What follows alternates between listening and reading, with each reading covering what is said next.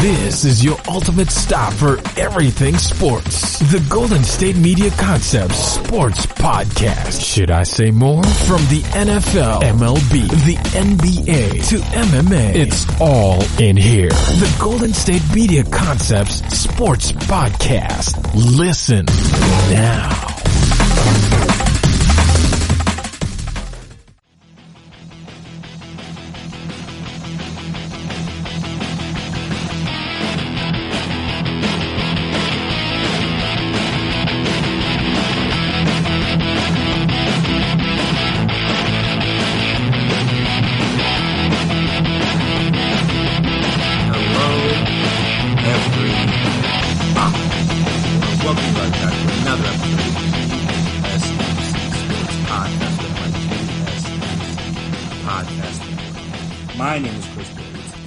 Started today. I want to make sure I remind you guys to subscribe to the podcast. Make sure you're never missing an episode. Make sure you're always up to date on whenever we're dropping stuff. If you can, please give us a 5-star rating and review. It's very helpful. It'll continue to allow us to get better and continue to make sure we give you guys dope content week in and week out. If you're on social media, cool. We're on social media. So find us on Twitter, Facebook, Instagram, wherever you are, we are. We can communicate that way. You can talk about what you liked on the show, what you maybe didn't like, things you wish I touched on, things that I may have missed out there in the world of sports. I mean, there's so much to talk about. I can't touch on everything. So if there's certain things you guys want to hear, have me talk about or have other hosts on the podcast talk about, please feel free to let us know. But if you are hearing this, but if you're hearing this, that means it's Friday. That means the week is over, not almost over. The week is over. And that means the NFL Divisional Round is almost here. First, we got a 2-game Saturday, 2-game Sunday. If the NFL Wildcard Round was any indication, these games are going to be great. All 4 of the Wildcard Round games were great. All one possession. Yeah, all one possession. All went relatively down to the wire. And like I said on the recap of that round, that's an indication where you could be in for an all-time great playoffs, in my opinion. But we shall see where it goes. So, Saturday, first game of the day, 49ers, Vikings. Now, the Vikings and Kirk Cousins come into this game finally lifting that monkey off of their backs. Mainly Kirk Cousins, but he was the one that really needed the playoff win more than the rest of them, because a lot of that team's still around from the 2017 NFC Championship team they had. But more than anyone, maybe in the entire playoffs, other than like Carson Wentz, who unfortunately was not able to do it, no one needed to lift that proverbial monkey off their back more than Kirk Cousins did. I mean, you could say this game was because the game was at 1 o'clock, and he plays better at 1 o'clock than he does at 4:30, 8 o'clock, 8:30 Monday night, like whatever. You maybe say he plays better in the non-primetime slots than the primetime slot. I mean, it's still a playoff game. It's still a primetime game. The only game on, but maybe it's just because it was 1 o'clock, and that's why he was able to get it done. Regardless, he was able to get the job done. In a game where I think this was the highest, it might have been the highest point spread of the weekend. I could be wrong about that, but I know this was a game that very few people were picking them to win. And coming in, you understand, I mean, it's New Orleans, it's in the Dome, Kirk is bad, hasn't won a playoff game, he's bad in primetime games, but he came in and did what he had to do, and that defense did what he had to do. I mean, they shut down Drew Brees, basically only gave a one long pass play, and that was to Taysom Hill. And if that's the defense they're going to bring into this game, I mean, they have a shot at knocking off the 49ers, too, and into the NFC Championship game again. I mean, the difference is that the way in which the Niners and the Saints want to attack you, not the same. The Niners are a team that, much like the Vikings, loves to run the ball. I mean, they're a team that was second in the league in rushing behind the Ravens, who we'll talk about in a little bit. 8th in yards per carry at 4.6 yards. They have a 3-headed running back monster in Breida, Tevin Coleman, and Raheem Mostert. And, I mean, adding Deebo Samuel in there, too, who they will run the ball with. And just have a litany of weapons that they're going to want to use. And it's going to be important for that Vikings defense to stop that run. Because if they don't, then it could be a long night for them. In my own personal opinion. It could very well be a long night. And another key for this game will be how the Vikings handle the Niners pass catchers. So, I mean, that extends tight ends, receivers, running backs, all the above. I mean, obviously they have George Kittle, who is tough to stop in his own right. It's going to be tough for them to cover him one-on-one. You're going to have to try some high-low bracket coverage, maybe some different kind of double teams and stuff. We'll see. I mean, they've faced good tight ends in like Zach Ertz in the past, so they have some idea of what to do, but I know in the NFC Championship game, they tried one-on-one coverage with Zach Ertz on Harrison Smith. Did not go well. And so I don't think they would try that again with George Kittle, because we've seen what George Kittle can do when he has 3 guys on him, let alone when he has 1 guy on him. So that'd be interesting to see how they plan to stop that. But also, like I said, you got Debo. Emmanuel Sanders has been great there. Their running backs doing great catching the ball out of the backfield. They use misdirection a lot. They use screen passes a lot. And the Niners are a team that has the 3rd most yards after the catch. So what does that mean? That means they're going to try to get the ball out of Jimmy G's hands quickly, get him efficient passes, get him to hit open guys, and have them do some of the extra work. And it's smart. I mean, they have guys that are good with the ball in their hands, so it makes sense as to why you're going to try to get them into space, get them the ball, and let them work their magic. And if they are able to do that, the Vikings could be in for a long day. Now, the Vikings are a team that had the fewest missed tackles in the league throughout the season, but they gave the 27th worst completion percentage. Yeah, so there was only like 5 teams that were worse than them in terms of completion percentage at 65.6. So they're a team that usually is good at corralling you and making the tackle after you've caught the ball. And that's going to be key in this game because, like I said, the Kyle Shanahan's a great play caller. They're going to be doing a lot of misdirections, a lot of screens, a lot of quick passes, a lot of routes and stuff to get guys open easy, and then have Jimmy G hit them, which he has been able to do all season. He's been very good this year. Yeah, he's been good this year, not like very good. He hasn't been like top 5 quarterback, but he's been a fringe top 10 quarterback this year, which is good enough. And they're going to let them do the work because they, like I said, they have great guys after the catch. So if the Vikings struggle with that tackling in this game, which I mean, all it takes is 1 bad game to knock you out of the playoffs. So if that happens this week, then they may very well be in trouble. And on that side of the ball, the one other issue that they may have, well, the one issue that the Niners may have is that they are not that good in terms of scoring touchdowns in the red zone. They are 21st at 53.2% of the time when they get in the red zone to score a touchdown. And the Vikings defense is 2nd in terms of giving up fewest touchdowns at 43.8%. So if that holds true in this game, then the Vikings will have chances to hold the Niners to field goals instead of touchdowns, and that'll be big because that means less work Kirk has to do on the other side of the ball against a pass defense that is exceptional. Now, they have a healthy Thielen back, which is big. He had seven catches for 129 yards last game. But, like I said, the Niners pass defense is exceptional. They lead the league in passing yards given up per game at 169.2. Now, mind you, they were up in a lot of... No, actually, that makes it even better. They were up in a lot of games, so teams were trying to come back on them. They still couldn't do it because their pass defense was that great. 2nd in terms of total defense.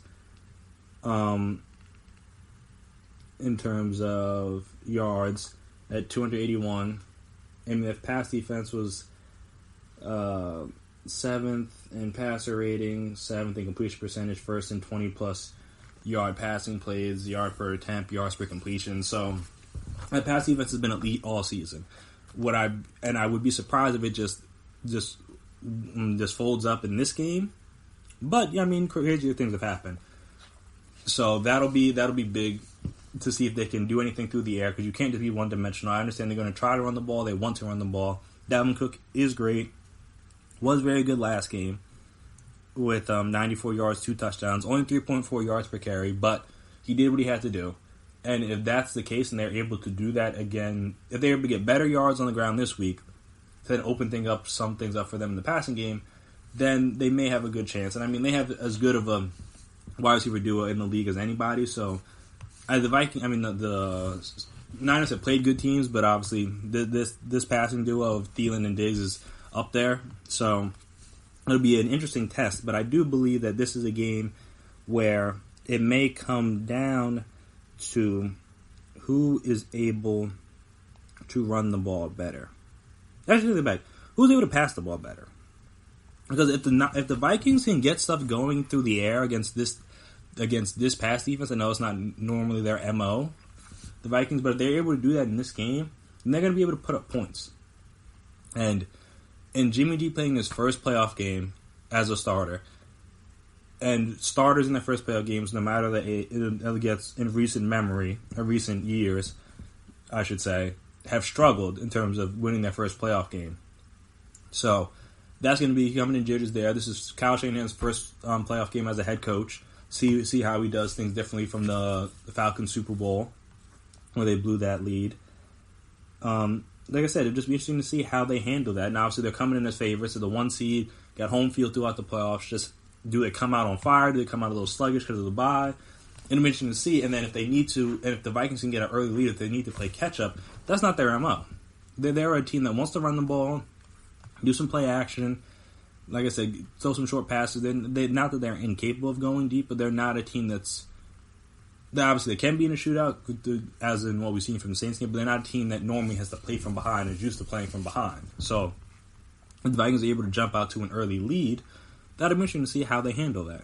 Like, do they start to tighten up? Do people get angry? Like, how that has been a situation they needed to be in much this year. So that'll be interesting. But yeah, this game is going to be a good one. It probably has a chance of being a very low scoring, because both these teams like to run the ball, low scoring defensive affair, maybe turnovers from either side may be key. I mean, both Kirk and Jimmy G will give you the ball from time to time, so it's not like I don't expect both these quarterbacks to go through the game completely turnover free. So that might just be the deciding factor, is which quarterback either makes more mistakes or makes the big mistake at the wrong time. Because you may be able to recover from a fumble or an interception in the first quarter, first half, but if you're up 5 minutes trying to start the game when you fumble or you throw an interception, that could lose you the game. So, like I said, not all turnovers are created equal, and these two quarterbacks will turn the ball over from time to time. So that might very well be the key. But yeah, I think this has a chance to be a very low scoring competitive game. It should be a fun one. And then, like I said, either Jimmy G or Kirk Cousins is going to be in the NFC Championship game with a shot to go in the Super Bowl, which before the season most people would not have predicted. So that'd be interesting. The nightcap, Titans, Ravens, and this one will be interesting to see how does Lamar bounce back from his playoff performance last season. Now, in that game against the Chargers, I believe, he struggled. He's a rookie, first playoff game, it's going to happen. But he had 3 fumbles, had an interception, got sacked 7 times, only threw for a little under 200 yards. Like, he was not good. I mean, in that game, people on social media, fans, some analysts were asking, should they bench him to go to Joe Flacco? Now, they shouldn't have, because it wouldn't have made any sense. Lamar Jackson was the future. Clearly, it motivated him through this offseason, and you see what the results have been this year. But it was definitely a talk at that time, because that's how badly he was playing, and the Ravens are better for it because they did not do that. So it would be interesting to see how that experience helps him in this game. Because obviously, like I said a couple minutes ago, guys in their first playoff game usually struggle. So now that he has that playoff game under his belt, how will he handle that? But also, you got to think about the pressure that he has, much like the Niners. They're the 1 seed. He's likely the MVP. They got home field advantage throughout the playoffs. Like, how does the team handle that pressure? I mean, obviously they have more veteran guys on that team, so that probably helps them out a little bit, as the Niners only have like Sherman and Shanahan and maybe a couple other guys here and there. But they don't have that. They don't have the same type of veteran presence or veteran experience that obviously the Patriots have. Like who else? Like the Seahawks. I mean, not necessarily the Seahawks, but like the Saints team would have had. Like that deep playoff experience. They don't have that many guys with that that much experience, especially not on the offensive side of the ball. Defense side, they got Peters, they got Earl Thomas, they got a couple of guys with more experience on that side. But offensively, it's really just Mark Ingram that has deep playoff experience that's playing.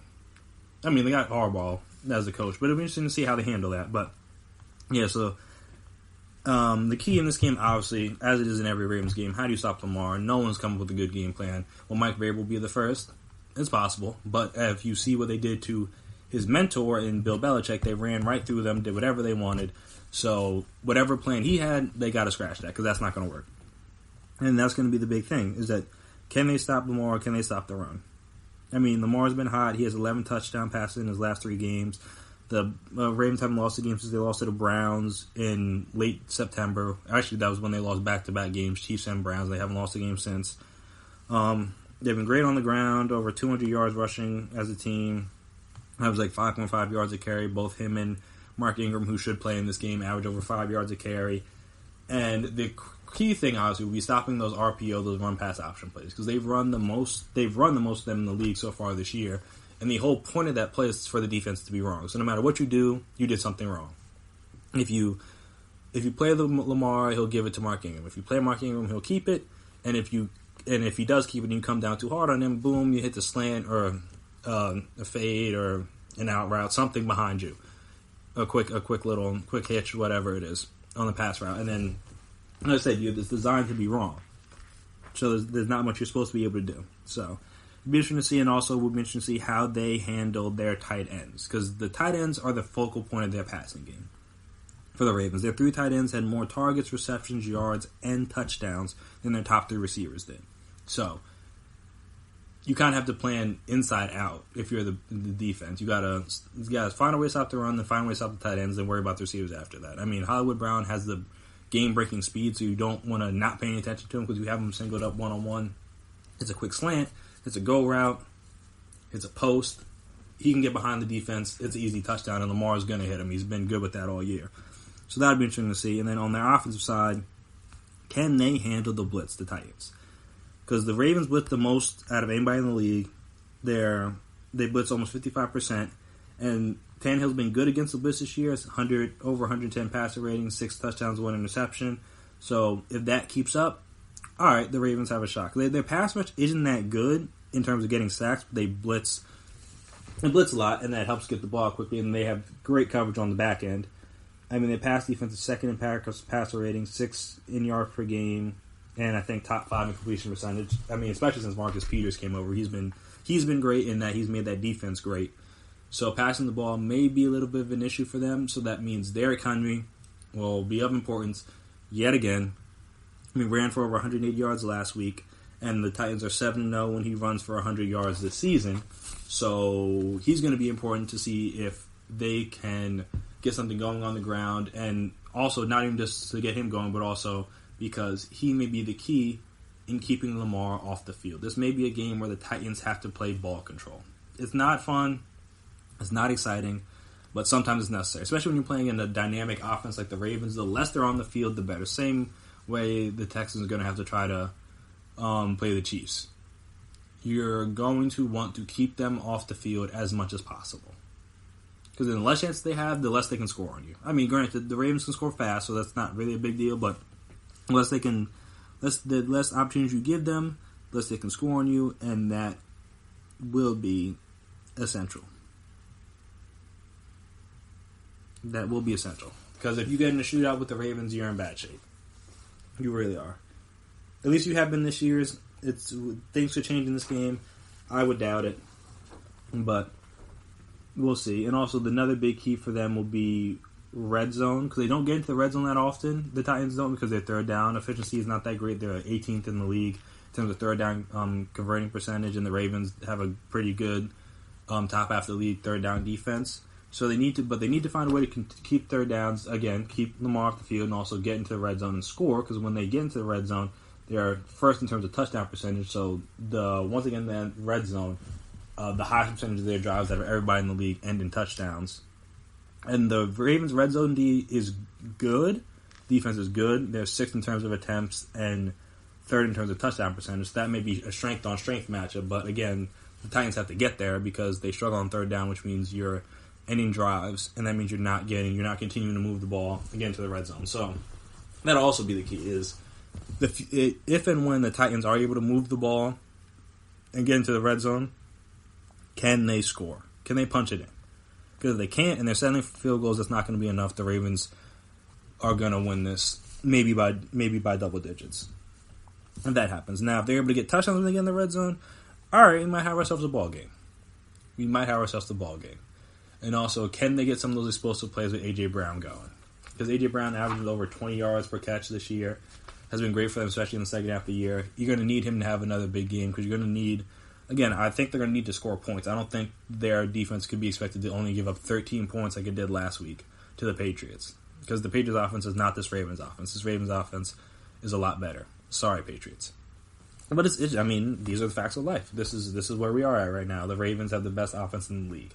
So in order to beat them, you're going to have to score. You're going to have to shut them out, or you're going to have to score a lot. And I don't think they're going to get shut out, so you're going to have to score at least over 24 points, I think, to beat the Ravens, if I'm the Titans. You're going to have to. I don't know, if they're able to ball control, they may not have to score over 24, but assuming that they aren't able to just chew off 8 minutes off of the clock every drive, probably need to score some points. And like I said, you can't settle for field goals. You got to score the touchdowns. I mean, maybe if Mike Vrabel wants to do that punt time wasting penalty thing like he did last week, all right, that might help them too. But yeah, they're going to need to score points. You're going to need to get touchdowns in the red zone, and that's going to be the key, and that's going to be the difference. Now, there were a lot of surprises last week, so would it surprise me if the Titans win this one too? No. Do I think it's going to happen? No. I think the Ravens probably win. I think the Ravens are probably the best team left, either them or the Chiefs, or them Chiefs, the 49ers. They're the best three teams left in the playoffs. Doesn't mean that's who's going to make it to the Super Bowl, but as of right now, no one has stopped the Ravens in like 3 months. I don't expect it to stop this weekend. Maybe it'll happen next week. Maybe it'll happen in the Super Bowl. We'll see. But I do think at least the Ravens will win this game. But like I said, surprises happen. I don't know everything. So I'm not going to act like I do. If I sit up here and you're listening to me talk on Monday and the Titans have won, will I be shocked? No, because I imagine they did the ball control. Derrick Henry had a good game. I don't think they're going to win a shootout, let's put it that way. I'd be shocked if they won it that way. Again, anything's possible, but I'd be shocked if they won it that way. But overall, would I be shocked if the Titans win? Not at all. So that does it for the Saturday games. When we come back here, we'll talk about the Sunday games, the two more great matchups to round out the weekend. And like I said, we will talk about those right after this break.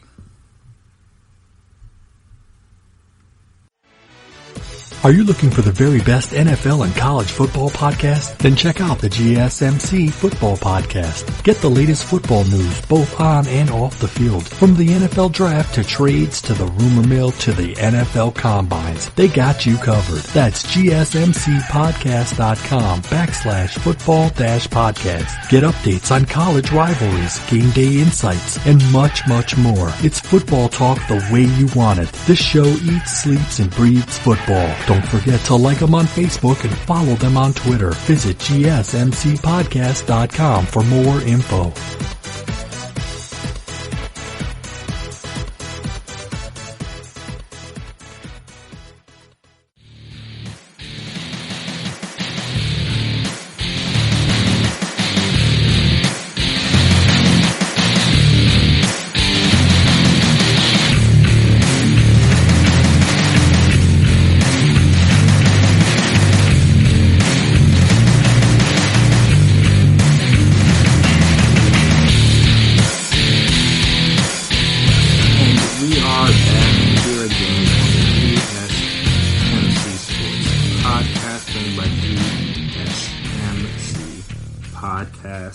Network. Now, the next game that we're going to talk about is the early game on Sunday, which is the Texans and Chiefs, and this is a rematch from earlier in the year. The Texans were able to win 31-24, though both these teams are playing at a different level than they were, and maybe situated a little bit differently than they were. Obviously, that was the game where Tyreek Hill made his return from his shoulder, collarbone, clavicle injury, whatever the exact injury was that he had from week one.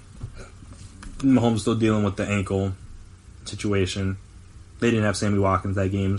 And obviously the Chiefs' defense was much, much worse than what the level that they are playing at right now. So not exactly the same team that they're seeing from Week 6, but in that game, the big thing was the Texans' ability to run the ball, which may still be there this week.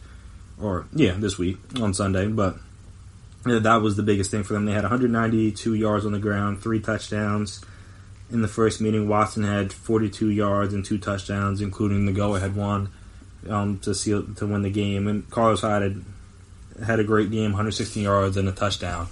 So if they're able to do that again and kind of dominate the time of possession like they were in that game, I think it was almost like 40-20, somewhere around there.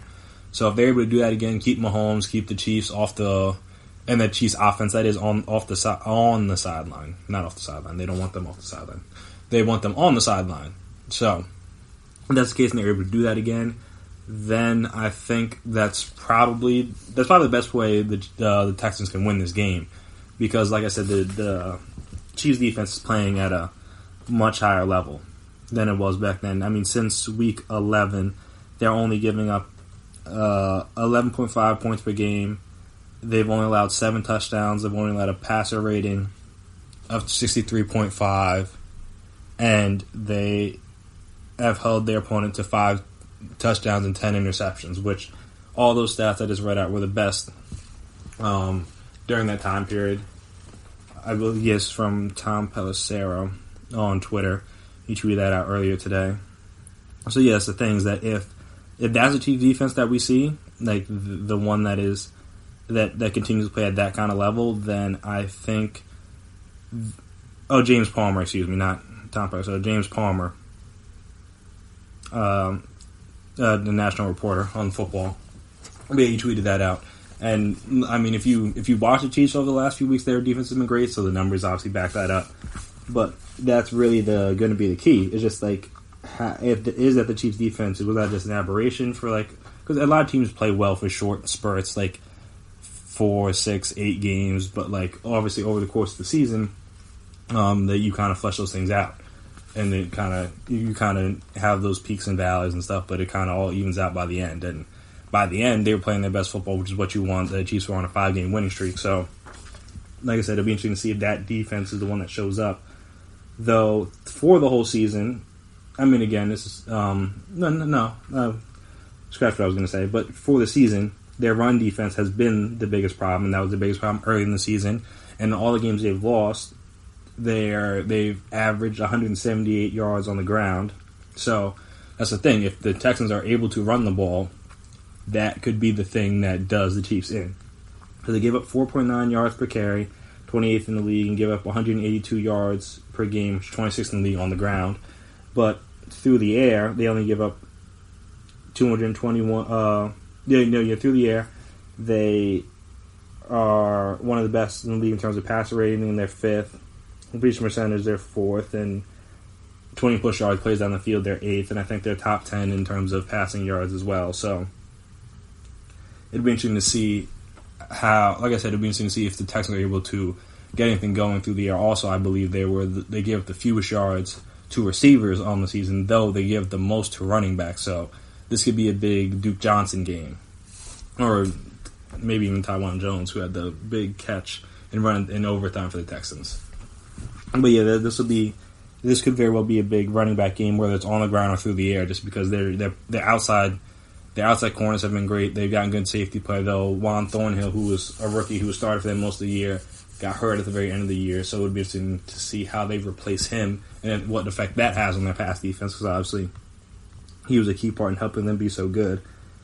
But, I mean, obviously what the biggest thing the Texans got to worry about is the Chiefs' offense. I mean, they were great. Mahomes was very good for the year, even though he obviously missed some time, but still had posted 105 passer rating. Tyreek Hill almost had 1,000 yards. He missed some games. Travis Kelce had over 1,200 yards.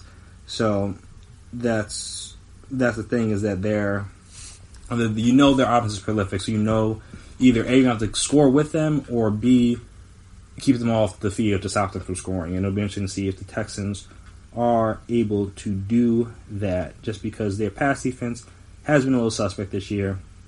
They're 29th in yards per game.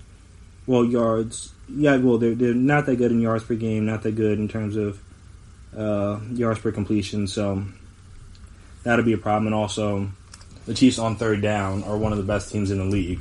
So if they're able to stay on the field, sustain drive, and again, the Reds don't score touchdowns and not field goals, they could very well have the Texans chasing them all night, and that's going to be a problem for the Texans because, like we just talked about, the Chiefs' pass defense has been very good, especially the later half of the season. But even for the whole season, they've been very good. So it's not just going to be an easy task just be able to pass the ball on them when you need to catch up, especially if they know you're passing.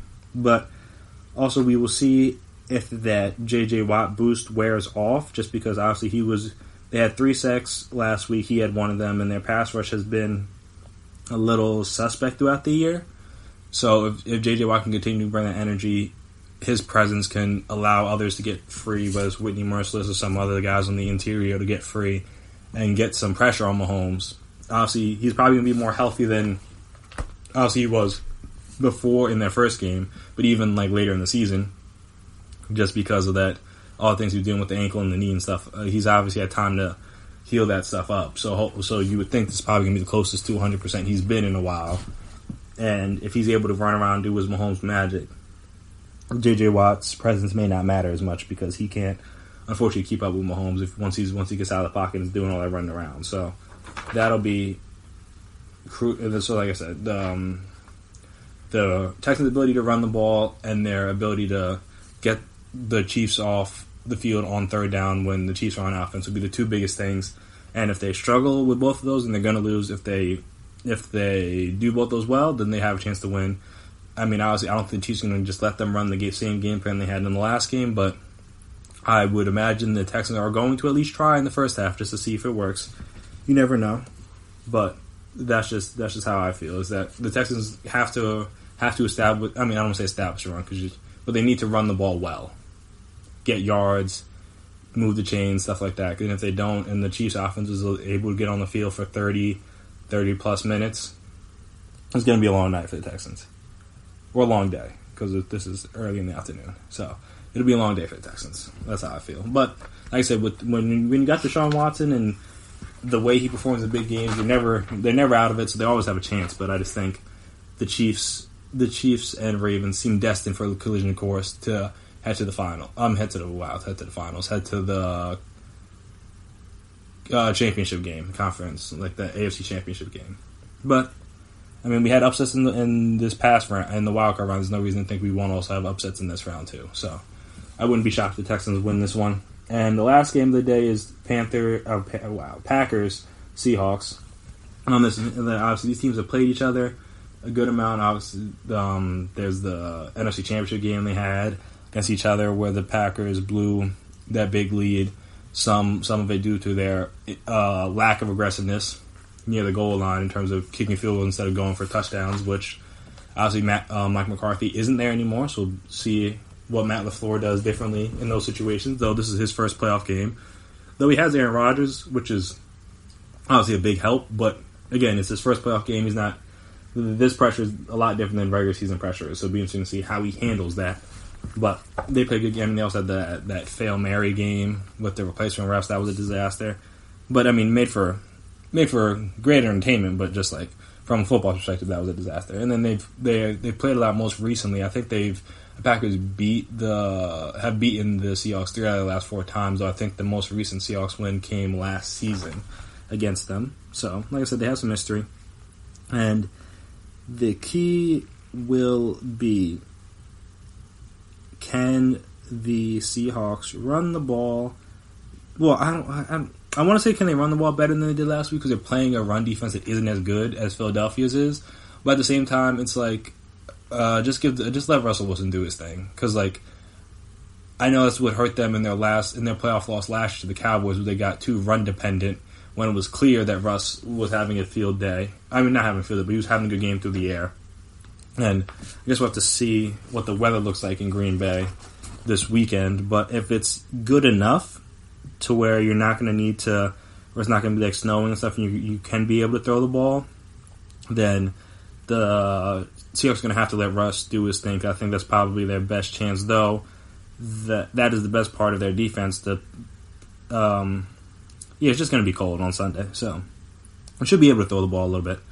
But the worst part of the Packers' defense is their run defense, and their best part of the defense is their pass rush, and then their secondary. So against a beat up O line, they're going to need to be able to run the ball. And obviously, they maybe not even do it that effectively, as there was the video that kind of went viral today of, obviously, not everybody's the Eagles' defense and the Eagles' secondary, but there was a video of Russ mic'd up, and he was talking to the offensive coordinator and talking about just like whenever they did the play action, just like how open guys were. So, and that was with them not even being able to run the ball that well. So if they're able to do that and be effective enough to be able to set up that play action and get, because that's where Russ likes to work, and obviously they're able to take those deep shots down the field, then that could be big for them because, I mean, as we saw last week, DK Metcalf is clearly ready for prime time. I mean, I believe he had the best ever rookie debut in terms of receiving yards last week with the 160 he put up and a touchdown. And I'm pretty confident that there's no one on the Packers is big enough to cover him, at least one-on-one, consistently. Because either if you have to put a bigger corner on him, then he can be able to run past them because he's fast. And if you put a faster corner on him, then he's just obviously going to out-muscle them and just be able to go over the top of them. So that'd be interesting to see how the Packers plan to match up against DK. And also, like, you also have Tyler Lockett out there, so it's not like you can just focus all your energy on DK. Tyler Lockett's a very good receiver in his own right, and they've been great all season, Russ and him, their connection. So I'm interested to see how they handle that. But I think for the Packers, the game could come down to how good does Aaron Jones play, which is crazy to think because on a team that has Aaron Rodgers, he may not even be the most important player on his own offense. Obviously, Aaron Jones has been great running the ball. He's been great catching the ball out of the backfield, and that's going to be big because the Seahawks run defense not that great. Obviously, it didn't really matter for the Eagles, but they were able to run the ball at a pretty good clip against them last week. And while Miles Sanders is great, he has been as good as Aaron Jones has been this year. So if him and Boston Scott were able to have success, then you would think Aaron Jones, who was a Pro Bowl, All-Pro caliber player this year, should be able to have some success. And then if he is, then you just need Aaron Rodgers to do his thing every once in a while. Like, we'll talk about this a little bit later about if this is Aaron Rodgers' maybe best shot to win another Super Bowl, but we know that Aaron Rodgers is still Aaron Rodgers, so he has those moments in him where he can be great, and if they need him to be great, he will be, I think, at least especially at home. But this team is built to where they don't need to rely on him. They've been saving it so they can have it for the playoffs, but this has been a team that's been able to run the ball, able to get Aaron to do enough, get defense plays well enough, and then they're fine. So that'll be interesting to see. And also, another key thing will also be turnovers, because the Seahawks defense has been great in terms of turning the ball over this year. They're third in takeaways, tied for fifth in interceptions, and tied for ninth in passer rating. So if they're able to, Aaron Rodgers doesn't throw that many interceptions. He's not that kind of a risky passer. But if they're able to force some, then that could also be key, because obviously get Russ more possession. The more Russ has the ball, the better. So that'll be big. Though the Seahawks defense does give up the fourth most yards to running backs out of the backfield. So like I said, Aaron Jones is going to be a major, major key in this game if the Packers want to win, just because both on the ground against a rushing defense that is in the bottom, is below average in terms of yards per game and yards per carry. And then you have a defense who's also been bad against running backs out of the backfield. Not so much on screen passes, because as we saw with last week, the Eagles tried that a couple times. It didn't really work. Bobby Wagner, KJ Wright, Cody Barton even a little bit sniffed those out. But if they're able to get him on like angle routes, option routes, seam, stuff like that, and the Seahawks have struggled against those kind of things against running backs. So it'll be interesting to see if they can exploit that. The Packers can, and also their red zone defense it's 26th in the league in terms of giving up touchdowns, but they were good last week. I mean, obviously you're playing against the backup quarterback, so it's a different scenario than playing against Aaron Rodgers. But they got some stops last week and were able to force the Philly to kick field goals instead of scoring touchdowns, which obviously was a very crucial part in the game because they only were able to kick 3 field goals. They scored 2 touchdowns there, and then now the game's tied, and then who knows what happens. I mean, they probably would have scored at the end, seeing as no one on the Eagles could stop DK Metcalf all night. But you never know. You know what I'm saying? That'll be big, is when the Packers get in the red zone, whenever that is, can the Seahawks force field goals or do they give up touchdowns? Because if they give up touchdowns, again, could be a long night for them. But the one thing about Seahawks is they play everybody close, and when you play everybody close, that gives your quarterback a chance, and there might be no quarterback in the playoffs that you'd rather have right now in late game situations with the game on the line than Russell Wilson. So if they have it close at the end, Russell has the ball, I would be shielding my eyes, Packers fans, because he could put a dagger in the heart of your season. But if the Packers are able to run the ball, control time possession, get Aaron Jones going, get a couple wild splash plays from Aaron Rodgers, and could get it done. And like I said, it's at home, it's at Lambeau. Obviously, the Seahawks aren't afraid of going on the road. They're, I believe, 8-1 on the road this year, including the playoffs. So that's not going to scare them. And I believe they're 6-0 outside of the Pacific time zone. So again, playing on the road is not going to be an issue for them, which is why I think this game I think the Sunday games are probably going to be a little bit better than the Saturday game, just because I think both of those games are going to be very tightly contested. Well, I think the Saturday games have a bigger chance of winning by a wider margin from teams, but I think this game's going to go down to the wire. It really might depend on which quarterback has the ball last, honestly. Just because I don't see the Seahawks don't get blown out, and I also don't see the Packers blowing them out. It's not how the Packers have played games this year, and that's not how the Seahawks play games. Those games are always close, and all the Seahawks and Packers games over the years have been close. So don't even expect anything different from this game. So, regardless, it's going to be a fun weekend of NFL football. I hope you're excited. As you can tell, I'm excited because I've been talking about this for over 30 minutes now. But regardless, it's going to be great. So be tuned in.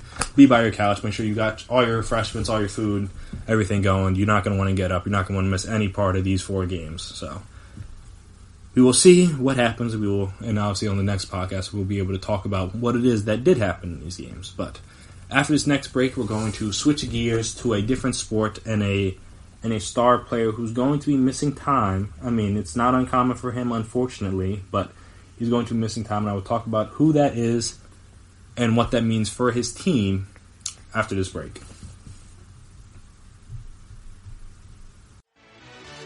Check out the show that's built on the MMA. From the UFC to extreme cage fighting, they got the fights covered. Check out the GSMC MMA podcast. Get the latest news on past or upcoming fights. Join us as we talk to and about some of the biggest names in the MMA, past, present, and future. When it's the fight game, there's just one show to check out. GSMCpodcast.com/MMA-podcast. Don't forget to like them on Facebook and follow them on Twitter. Visit GSMCpodcast.com for more info.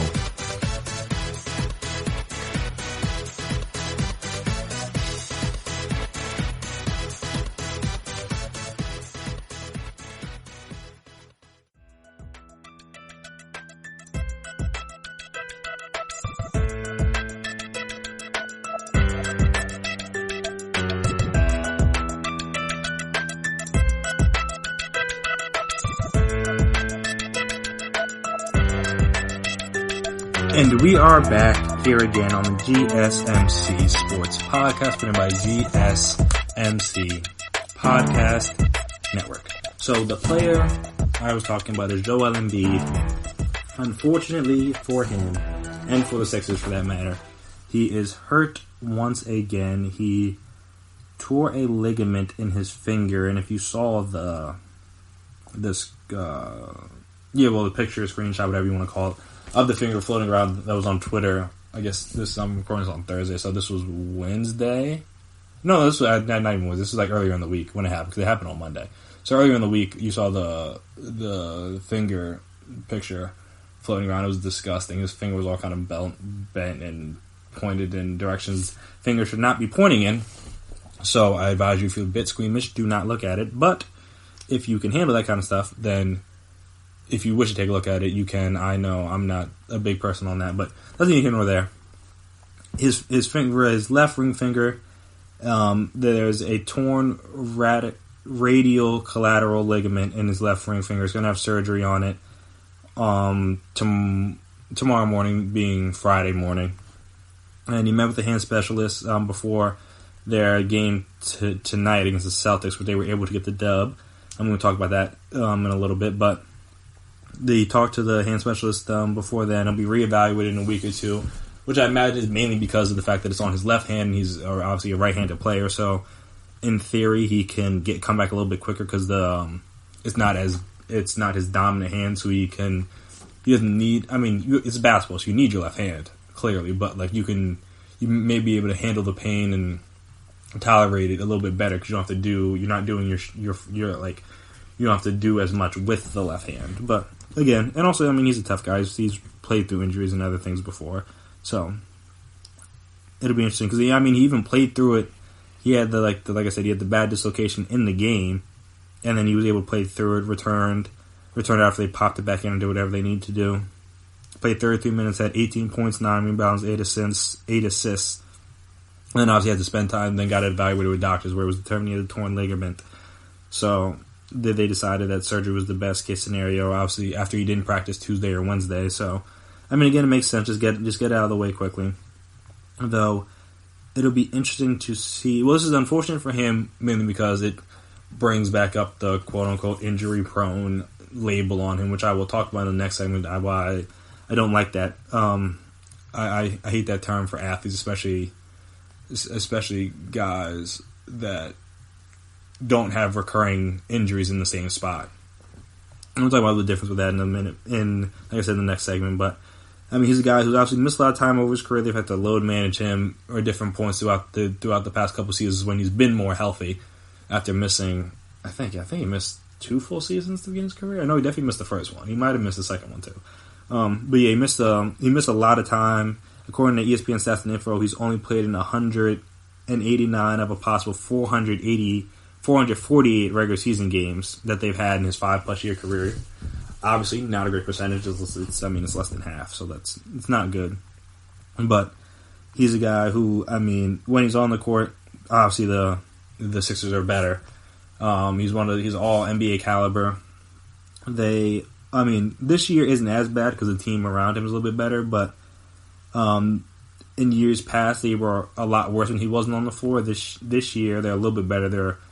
So let me break it down for you guys. So last season when he was on the floor, they outscored their opponents by 153 points, and then when he sat, they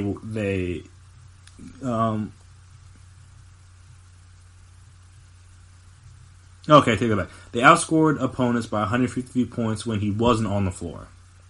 When he was on the floor, they outscored teams by 373 points. So, obviously, you can see the jump. It's a very big difference. The team's a lot better when he's on the floor. This season, they're still pretty good. They're outscoring opponents by 133 points when he plays. But when he sits, they are still they're still a plus 24. Not as big of a difference. Obviously, there's more games in the last year's sample than this year's sample. But a lot of it has to do with the the presence of Al Horford has mitigated some of those struggles when he goes to the bench.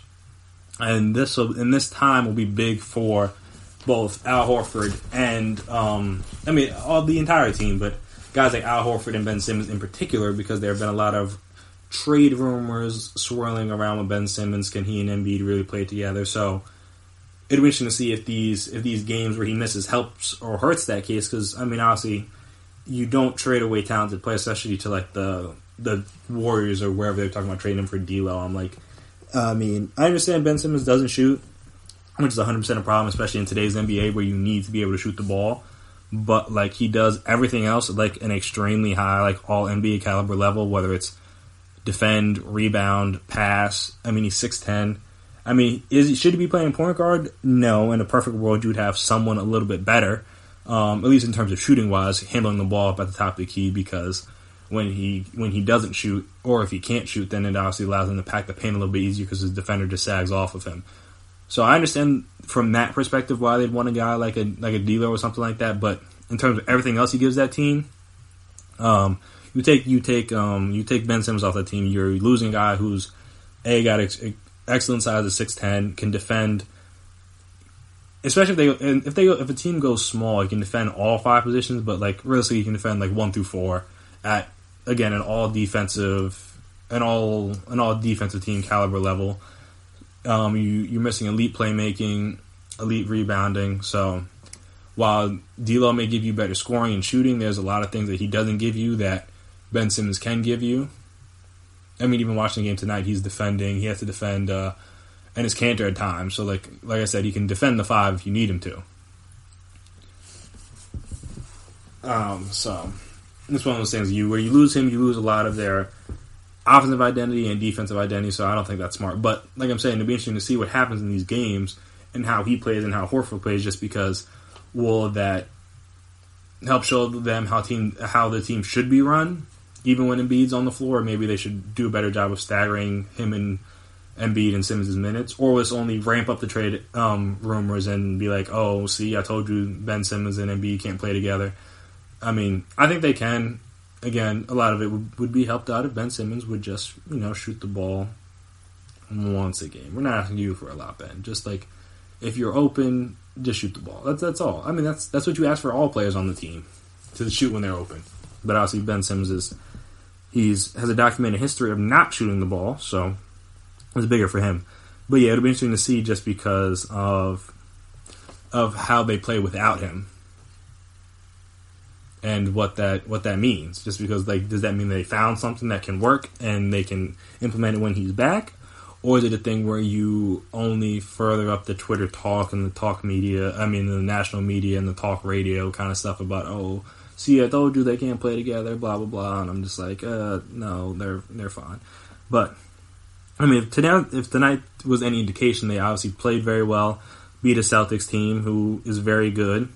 I think they've beaten them 3 times this year? At least 2. At least 2 times this year, if not 3 times this year. I know the Celtics haven't beaten them yet, but, I mean, Simmons played good, had 19 and 9.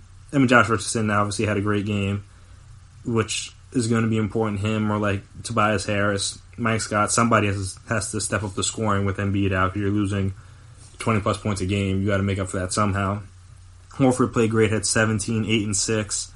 Tobias was okay, but like I said, the way that they can run their offense now is different, because you can space the floor a little bit more and push the pace a little bit, just because Embiid's not, when Ben Simmons has the ball, I mean, he's extremely fast up and down the court, so he's not going to be running up and down the floor with Ben Simmons on the fast break, so that's just not a thing you can expect. But with him out, maybe now you can do some of that stuff, or you can have more free flowing and open offense. Maybe have Ben start on the block or on the baseline a little bit more, and have someone else initiate the offense, at least to start, and then obviously get it in his hands eventually, because he's best with the ball in his hands. But it'll be interesting to see, and this obviously give Brett Brown another chance to stake his claim as a good coach. I know there's been a lot of questions about his ability to coach and how far he can lead this team coming into this. So I think this would be a good opportunity for all the Sixers just to kind of get right, get their minds right, just in case Embiid has to miss a more extended period of time. Get their secondary players like the Josh Richardson, Cork Maz, like Trey Burks, Mike Scott, those kind of guys to be ready to step up in case you need them to, and they will need them to come playoff time. And then obviously get confidence in Ben and Horford and Tobias, those kind of guys that even when Embiid's out there, they can still be good to great to even dominant in some nights players. As Ben Simmons has shown, even when Embiid's out there, he can still be a dominant player. So this would be a good time for them to be able to take that step and kind of just showcase what they can do, even without their best player on the floor. And then obviously, like I said, it'd be a good chance for Brett Brown to show his coaching prowess. I mean, he's still a very solid head coach, but there have been question marks about his ability, and obviously some of those could be mitigated if he has success with Embiid out. So it'll be interesting to see. Like I said, he's only gonna be out 1 to 2 weeks. Well, he'll be evaluated 1 to 2 weeks. So hopefully shouldn't be out too long. But again, anytime you miss your best player, it's a big deal. I was gonna say it's not a little deal, but that's the same thing. It's a big deal. So it'll be interesting to see what happens with the Sixers with him out. So as we talked about, Embiid is one of many players currently playing and that have played sports throughout the existence of them that have been labeled quote unquote injury prone. I'm going to explain to you why. One, I don't think that's necessarily the right word for it, and two, why I just in general hate the injury prone label. When we come back after this break.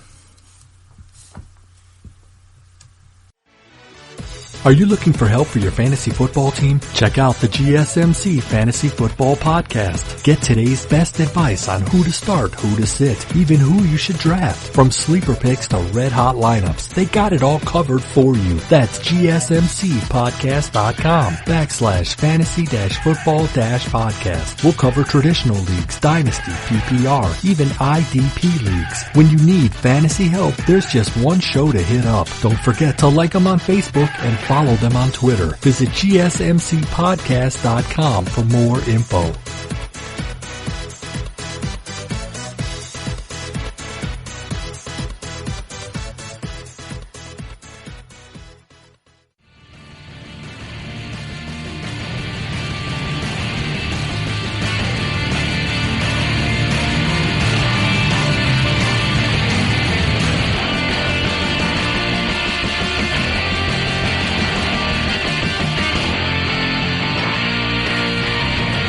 And we are back here once again on the GSMC Sports Podcast, run by GSMC Podcast Network. So, this injury prone thing, not just a thing that's thrown onto Embiid, it's been thrown on a lot of players throughout the course of history of all sports, whether football, baseball, basketball, hockey, whatever.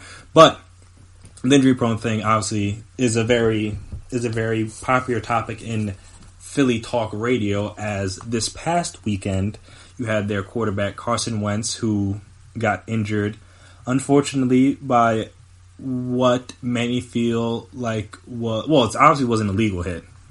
I can't confirm or deny Jadeveon Clowney's intent on the play, but anytime you dive headfirst into the head of another player, people are going to view it as dirty. Whether that's what you meant or what you didn't mean, it's going to be how it be viewed, and obviously that's kind of what you expect, and that's kind of how it's been done through when they talked about the play. But the almost bigger thing from that game, the bigger thing from that play, let me say, was how immediately on Twitter, whether it's guys at like PFF who, they shouldn't be talking about anybody. It's one thing for guy that played the game to criticize another guy to play the game, but if you're just a guy who sits behind the computer and hasn't ever had to deal with a concussion, that's probably not your place to be making jokes. It's not your place to be making jokes on concussions regardless, because those are scary things, especially as rampant as CTE is in football. It's not something you should be joking about, but regardless, people are going to get their jokes off, mainly just because they knew Philly fans are easy to rile up, and understandably so, they like to defend their players. But so that was a big thing where people were making jokes about how injury prone Wentz is and how he shouldn't be, or like how he's not that tough and blah blah blah. And I'm just like, when you look, obviously, has he had injury concerns in history? Yes, but when you look at how I view injury prone, is say a guy has like chronic ankle issues, like kind of like Steph did early in his career, where he just kept spraining his ankles, always kept having to have surgery on his ankles, kind of thing. Again, I don't view that as injury prone, because again, a lot of injuries, especially in sports, as a person who didn't play at the professional level, but played sports up and through most of my life, and I imagine a lot of the people listening to this have as well. So a lot of not everybody gets injured because they're injury prone. I know throughout my childhood, I was a guy that never got hurt. Then when I went to high school, and I played like a couple different sports, I was playing basically throughout the entire year. playing sports, and I basically never got hurt. And then I get to high school, I'm playing football and baseball, and I basically I had at least one injury, whether minor or major, throughout all 4 years. So it's like, and a lot of those, and all those things were different. Every single injury was something different. So it's like, am I injury prone player just because I got little nicks here and there, or was this all just bad luck? Or I mean, not all bad luck, but I think a lot of injuries is luck. So when you look at that play, it's not like he was doing anything reckless. And it's the same thing with what we have with Embiid. It's not like he was doing anything reckless. I think the ball, I'm assuming the ball just kind of just hit him in a way that messed up his finger. He went to go do something, and it kind of, I mean, everybody's jammed their finger on a basketball when you try to steal it or try to jump for a rebound or something. Like, it's happened to all of us, and I think his obviously was a little bit more severe than that. But is that because he has weak finger ligaments? No, it's just that was an unlucky play that happened. Same thing with the one situation. It's like, did he do anything to expose his head to get hit by another helmet? And is that like an uncommon thing when you get hit in the head with a helmet, like you get a concussion? Like, no, it's a pretty standard thing, so this isn't like a new thing. But it's like, when you have somebody who has different injuries, I don't understand how you could just be like, oh, they're they're injury prone, quote unquote, because it's not the same thing. A lot of that stuff is luck. Like, that concussion was luck in terms of, like, obviously bad luck. The year before, he had a stress fracture in his back, which he played through most of the season. Which, again, that's just on that, like, you get hit, and in the process of you getting hit continuously, it obviously makes it worse over time. That's not him doing anything specific or predisposing his body to be in his position. That's luck. The way he tore his ACL, that was just like he just planted wrong, and a lot of ACL tears are just planting wrong. But that's not. I mean, obviously, with stuff like that, I mean, guys that have had it usually do get it again. Like, you can look at Deshaun Watson, who tore his ACL in high school. I mean, not in high school, in college, and then did it in the pros. Todd Gurley had knee issues in college, and then he came out and has knee issues now. It's like, certain things are like, yes, but if a guy has a bunch of different injuries to different parts of his body, is that makes him injury prone, or does that just make him unlucky? And that's kind of where my issue has always lied, is that if you're a person that has ever played sports throughout your career, especially if you played football, you know very few people are Brett Favre. Very few people are Eli Manning, where they can just play and play and play and just not really get it. And even Brett Favre got hurt. It was just that he just played through his injuries. So that's a completely separate story. But the very few people are Eli Manning, where they just don't. I mean, he's done a good job of self-preservation, that he doesn't really get hit that much in terms of sacks, and he's had some bad O-lines in his career, but he's good at protecting himself and getting down. So maybe you could say guys like Carson Wentz could do that.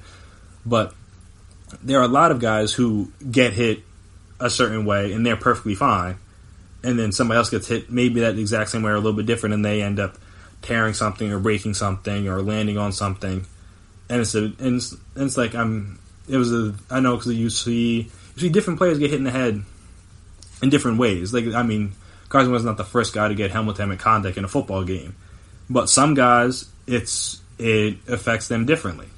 Like, some guys get it and they're able to, like, shake it off or whatever, and other guys, they get hit and then, like, I mean, even when he got hit, he didn't even the guy that they have do all the concussion stuff that they usually have at the NFL games. They have somebody like a independent neurologist or doctor, whoever, that kind of signals down, or spotter, that kind of signals down and be like, hey, can we check this guy out? He didn't even, like, that didn't even happen. They only noticed because, again, he stayed in the rest of that drive. They only noticed because he pointed out, like, hey, I got a headache, like, we need to check this out. And then obviously what was assumed was the fact that it was a concussion. But it's like, someone else gets, like, if he gets hit, if he just hits his head on the ground and doesn't get like a helmet spiked into the back of his head, he probably doesn't get a concussion. So it was like, just because of him being unlucky, that makes him injury prone. He stayed healthy the entire year, and there's a lot of other examples. Like, let's talk about Steph Curry, where he had ankle injuries throughout his early part of his career, and then he went all those, like, the 3 or 4 years in a row with minimal injuries. Obviously, he had a knee issue here and, like, little things there, but it wasn't anything like major, like season ending up until this year. Though I think a part of it is just because the team's going to be so bad. They're just like, what's the point? But it's like, Like, does now all of a sudden, since he's not getting hurt anymore, he's not injury prone, or was he, or like I'm just like, if you're injury prone, you're, in my mind, if you're going to label somebody injury prone, that just means that they're just going to keep getting hurt no matter what happens. So then why do guys have injuries and then like they go through a period where they don't have anything, or vice versa, where they don't have anything and then like they hit a certain point and then now you just keep getting hurt? And I'm just like, do you become injury prone? Can you turn it on? Can you turn it off? I'm just like, it doesn't make sense to me. People label guys injury prone because I'm like, what is it that they're doing or that you believe that they're doing that causes them to keep getting hurt? Because just like again, it's a lot of injuries in sports are they're luck based. From the little bit of research on, there may be, if you're the way your genetics are, you may be predisposed to injuries, or just maybe just like your eating habits, stuff like that, the proteins you put in your body as a kid or even as an adult, which is why I think a lot of people question whether vegan diets or plant-based diets can work in at the professional level, at least, just because of the proteins that you can get from meat that you can't get from other plant or soy-based or whatever products that may be beneficial to athletes. So that's why people question that. But it's like if a guy's in my mind, if I'm going to call a guy injury prone, that means like he can't turn it off. Like he's going to be hurt no matter what. Like it doesn't matter. Like he's like when they call guys injury prone, they're just like, oh, they just always going to like, oh, he's going to get hurt again this year. When I'm like, it seems like in many cases it can be luck. Like look at a guy like Grant Hill who was like fine in Detroit, got to Orlando, had a bunch of injuries, and then he played till he was 40 with the Suns and like other situations. So it's like all of a sudden his injuries just turned off. Like Derrick Rose, same thing. He had after he was fine, and then he tore his ACL, had a bunch of knee, ankle, other toe, like lower extremity injuries, and then now the last couple of years he's been with Minnesota last year, even with the Knicks, and then this year with Detroit he's been fine. So like now is he just not injury prone anymore? Just no one even brings it up anymore. And I mean, I'm good. I'm happy. I don't ever want players to get hurt. And that's another part of this injury prone thing is people and fans and media members take too much pride in being like, oh, see, I told you guys he was going to get hurt. And I'm just like, why are you actively rooting for the best players in the world at their profession to get hurt and not be able to play? That's stupid to me. But that's what I'm saying. So it's like all of a sudden you just turn it off and just like you can't get hurt anymore. It's just like weird. It's just the like Drew Brees. Drew Brees was, they thought when Miami went to give him his physical, they're like, oh no, his shoulder's shot, it's done. There's no way he'll be able to play. Then he's been with the Saints and he's been like relatively healthy. And he has some injuries even with San Diego before the shoulder. So it's like, again, a lot of this stuff is just luck. And I'm just like, why are we penalizing guys for being, or why are we like mocking or making fun of guys for being unlucky, in my opinion? Because it's not like they don't train. It's not like they don't eat right. It's not like they don't try to go. It's not like they try to go out there and get hurt. They're doing what they can. And playing the game, especially football, you're colliding with guys at high speeds in ways that you shouldn't be colliding with them. You're going to get hurt if you play enough. No one, whether it's a serious injury, whether they're hurt or they're injured, guys are going to get beat up throughout the year. That's the age-old adage that everyone's like, oh, by the end of the season you're not 100%, and I believe it to be true because the toll that you put on your body going through 16 games of hitting another grown man at full speed every play, more or less, is not what the body was designed to do. So you're going to get beat up. So it's just like, why make fun of guys for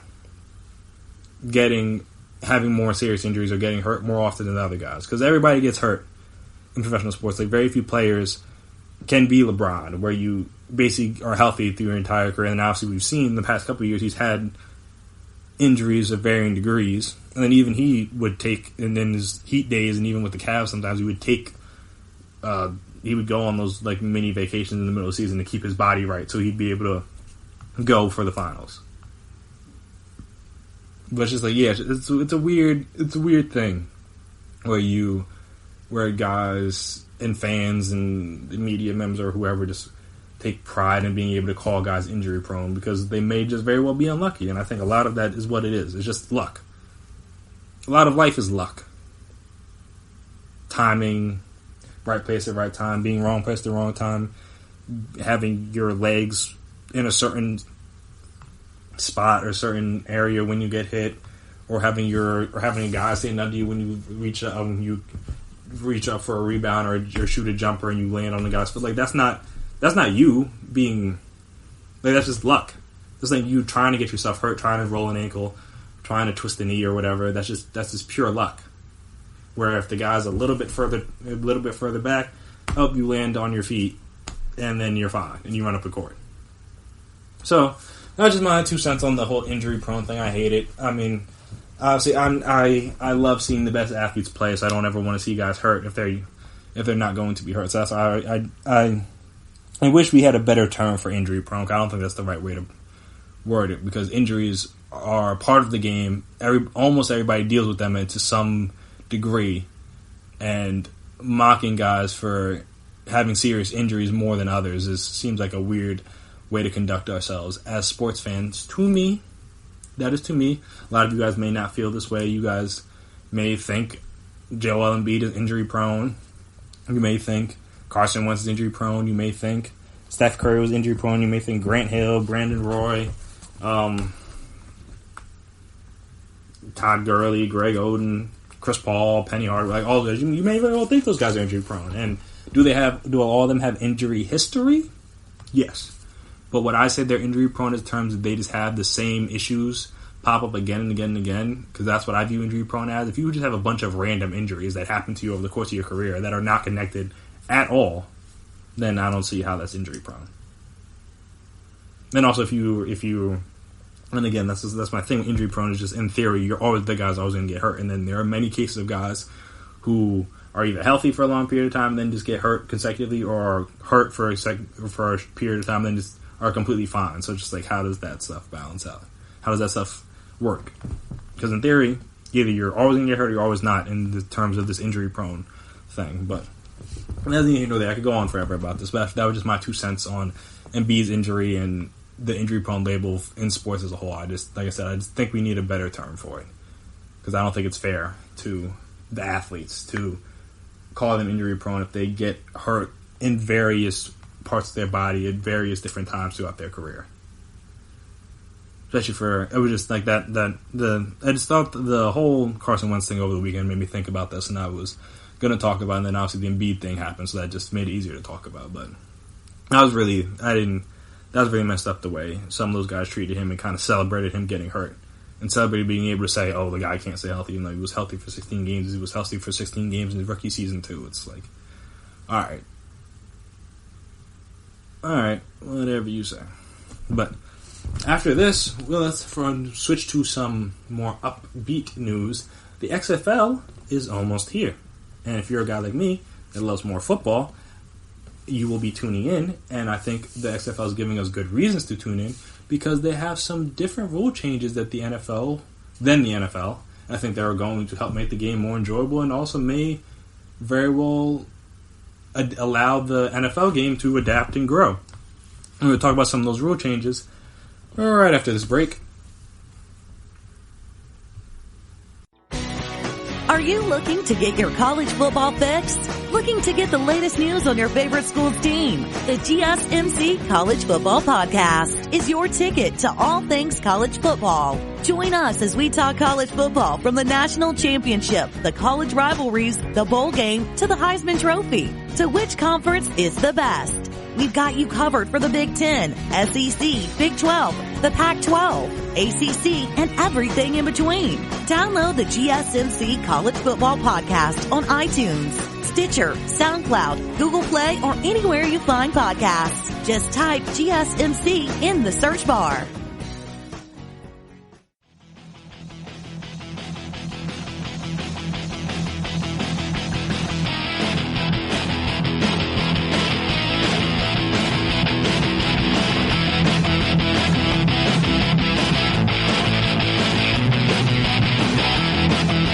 We are back here once again on GSMC Sports. The XFL. The XFL was making the rounds. Oliver Luck, Andrew Luck's father, the commissioner of the XFL, If you didn't know, now you know. He was making his rounds, going on various talk shows. They put out releases and reports about some of the rule changes that they have implemented into the game, and I find quite a few of these pretty interesting. And I mean they're going to have to see how the XFL does, how it does like success wise, viewership wise, to see, or just even like the success of some of these new rule changes to see whether the NFL will implement some of these things. So obviously, if they're successful, then the NFL will try to keep up, and they may well change some of the things. I know a big thing that was talked about in terms of changing earlier this week was just like the overtime rules, obviously, because Drew Brees didn't get a shot to get the ball in overtime. But I mean, that's a situation that's been like that. It's been like that for forever. Even the way it was, obviously wasn't even the way it was for most of the time. They actually changed it to you needed to get a touchdown first, and there have been many discussions about the needing to change overtime. Though I think that they will eventually, but I don't know. I don't know if they'll take the XFL route, and we'll talk about the way that they're implementing their overtime. But one of the first changes that I want to talk about was this new doing away with like extra points, basically. And while I don't want to eliminate kickers, because having a good kicker should be, or having a bad kicker, whichever way you have it, should be a key component to the game, because kickers are a part of the team, and obviously they should have a say in what happens. Obviously, they're supposed to do their job just like everyone else is supposed to do their job. Obviously, they only do it a couple times a game, so when they don't do it well, it makes it more obvious. But because they're only out there to kick or do like extra points or whatever, or kickoffs or punts or whatever have you, a few times a game. So when they mess it up, it's more obvious than when if an offensive lineman misses a block. All right, you might just notice that they replay on like a third down, but if they miss it on like a 1st and 10, it's not going to be a big deal. But if you miss a field goal, even if it's the first quarter, you miss a field goal, it's obviously a big deal. But like I was getting to, there's no extra point option there's no option to kick an extra point. So what they do is you either have a 1-point play, a 2-point play, or a 3-point play. And the 1-point play is from the 2-yard line, the 2-point play is from the 3-yard line, and the 3-point play is from the 10-yard line. And I found that to be interesting just because, obviously, it gives a chance for more scoring. Everyone likes points, so that's obviously a good thing. And then I know one of the main reasons they did it, which we would touch on, is their overtime. Is they're trying to speed up the games, because I think they found that the sweet spots for them would be like right around 2 hours, 45 minutes. I know most NFL games are closer to 3 hours, not close, they're over 3 hours long on average. So they're trying to like do away with that, kind of, again, trying to speed up the game a little bit. And I think this will help that, because it should mitigate some of the danger of ties, just because teams will know if they score a touchdown late, what like if they need to get a 2-point, they need a 3-point play at the end to tie it up or whatever, or even to win it. So they're already going to have to go for it anyway. So it should just be like, all right, if I'm going to say I'm up, if I have to do a play from the 2-yard line for 1 point to tie, it's like, all right, I might as well back it up a yard from the 3-yard line and go for 2 and win it, just because like you're already going for the play. So I think that'll be an interesting thing. And I don't think they'll ever, not like I said, but like I don't think they will ever do away with kickers, because kickers are important, and obviously with them moving the extra point back, it has definitely changed some things, because kickers are now missing more often than they did when the extra point was, I think it was at like the 5 before, and now they moved it back to the 15. And again, it's not, most of the kickers do still make it, but they're not automatic. And then even in terms of field goals and stuff, you see that kickers aren't as reliable as they used to be for whatever reason. I'm not exactly sure why, but for whatever reason, they're not as reliable. And I like that unpredictability, just because it having a good kicker should be important. It should be a thing that teams focus on. I mean, if you look at even down in college, Alabama's never really had a good kicker, and recently it's come back to haunt them a little bit, where they could have used a good one. Or a lot of the top college teams don't really have good kickers, and obviously it can be beneficial, because then now they got to go for on 4th down more often. They have to they can't just play for field goals as much as you would in the NFL, which is both a good thing and a bad thing, just because I like the aggressiveness, but also there's an aspect of the game that you're just missing out on. But I think this is be a welcome change. I don't think the NFL will ever do this, but it definitely is welcome. Also, I know for a fact the NFL will never do this. The kickoff thing, in order to design to discourage touchbacks and increase the likelihood of a return, which I enjoy the returns, but I understood why they didn't want to do that, just for the health reasons. So the ball will be kicked off from the 30-yard line in the XFL, but the coverage and blocking teams will line up at their receiving team's 35 and 30-yard line, respectively. So then, there'll be 5 yards between them, and they can't move until either the returner catches the ball or 3 seconds after it hits the ground. So there's no running start or whatever. The only guy that can move is the kicker, and obviously he's not going to go down there and make that many tackles. So in a game where the teams and players may not be as good, the more ways you can bring excitement to the game, the better, in my opinion. So I'm very excited to see how this one plays out, just because, like you said, it's designed to increase the likelihood of returns, and I enjoy kick returns, punt returns. When you have a special return guy, it can really change your game. I mean, look at with Devin Hester, with the Deion Sanders of the worlds, the Dante Halls for the Kansas City, what they were able to do and what they were able to bring. Deshaun Jackson when he was in his prime as a punt returner. Just players like that who can just change the game in 10 to 15 seconds, and then all of a sudden, boom, you either have great field position or you're now you scored 6 points. I think that could be beneficial, and I think that'd be interesting. And also, touchback, we've started at the 35, which, again, moves the ball up so the teams can be better on offense, and if you get out of bounds from the 45-yard line. So you really want to try to make sure that you kick it to where the guy can return it, because the likelihood of him being able to turn to the 35 is probably lower than obviously just forcing the touchback, which they do in the NFL, which is understandable, but it also is kind of annoying, in my opinion. So those are a couple of things, and also the overtime rule. I mean, they have a lot of different rule changes. Obviously, the last two I'm going to touch on here. If you haven't seen the new rule changes, there's a article on ESPN about it. But the last two rule changes that I'm going to talk about is the shootout style overtime, which I think could be interesting. Just 5 single possession 5 single play possessions from the 5-yard line, which I think will be interesting, just because obviously it's just like a soccer shootout or a hockey shootout, whichever one you want to refer to it as. You get one shot, boom, either you get it or you don't, and then you go back and forth, and then at the end of those 5 possessions, either one team has the win, or if it's tied, it's just like I said, you just keep going until you keep rotating possession until there's a winner. And obviously, with their extra point, doing away with extra point and being able to score multiple points on a touchdown, they shouldn't have to go to overtime that often. And this is obviously not the way I would want overtime done in the NFL, but it's at least make it a little bit more exciting. Just so you know, there's no luck involved in terms of everybody gets a chance to compete and have a chance on offense and defense. You don't just if you lose the coin flip, then your offense may never get a chance to be on the field, and that's unfortunate for you. Just because again, this is just a luck based thing. So the fact that you lost a coin toss is a weird way to be forced to lose a game. So that's one. Then the other thing I think I'm going to talk about. I mean, like I said, they have many different rules that I think a lot of people are going to at least be interested in the beginning. We'll see how they play out, but in the beginning they'll be interested in. And the other one is the offensive lineman can be up to 2 yards downfield when a pass is thrown, which is with the hope of minimizing flags on run-pass option plays, which I think will be big because the RPO plays are a big part of football now at high school, college, pro, Pop Warner, whatever level.